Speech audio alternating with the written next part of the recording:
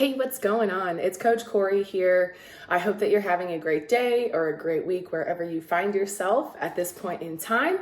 I just got my workout in, so I'm feeling good, feeling inspired, and have the juices flowing, so to speak. So I wanted to put together really just a quick video for you this morning, some super quick tips about how you can start to cut sugar and processed foods out of your diet. So this is probably the number one thing that I hear from people when I'm engaging in conversation with my clients, my friends and family, and honestly myself and my fiance. It's how do I kind of kick this carb addiction? So first of all, I do think it's really important to understand that as a society, as a population here in the United States, we're addicted to sugar. It's like it constantly sneaks into the most unexpected places. And so the question is, how can we start to kind of curb this carb addiction and really get ourselves metabolically healthy? And so what I want to do here is kind of just bring you some introductory practices, things that you can focus on and simply practice to start to kind of inch your way nice and slowly kind of out of that carb addiction and in the direction of an appropriate human diet or appropriate human nutrition, which really is going to be a low carbohydrate, higher in fat type diet. So we'll get there later. That's not for this video.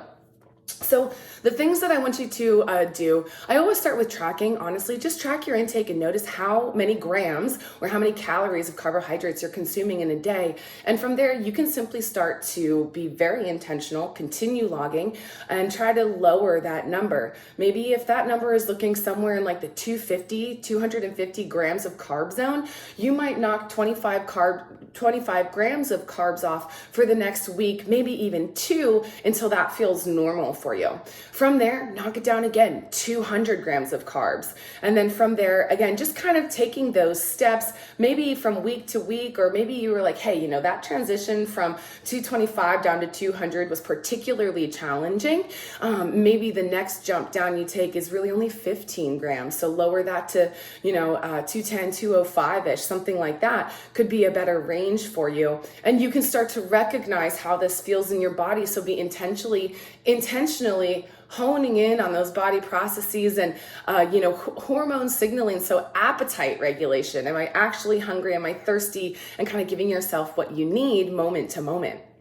So that would be slowly, gradually lowering the intake of carbohydrates. I think an optimal range of carbohydrate intake is 50 to 100 grams. And if you can go lower than that, that's awesome. But really, as humans, in terms of what's going on in the body and your energy expenditure, that should be a pretty good amount of carbohydrates for you. Now, that's not to say, there is going to be some adaptation and things like that. It takes time. And we kind of have to let our bodies go through these phases of maybe not feeling the best. And that's okay. You're healing. You're kind of releasing some junk that your body's held on to. And, in that process of lowering your carbohydrates, your body's going to have time to lower inflammation and insulin levels and all of that good stuff. From there, plan your treat. I can't stress this enough. The best thing that my fiance and I did in our transition to a ketogenic diet was just planning our F-It meals. So if any of you guys follow The Rock on Instagram, you'll know that he has his F-It meals. And if you've got kids in the room, my sister and I call them bucket meals, just bucket, okay? So a bucket meal or a bucket treat is a really nice way to go. It's like, hey, Friday, I'm giving myself that half a pint, maybe even to start, it's like a pint of Ben & Jerry's. We've all been there. I'm not going to act like I haven't been there too. So maybe it's not quite that extreme, but you'll kind of choose for yourself. It's going out to that restaurant. It's going out to that place where you get your favorite sweet treat.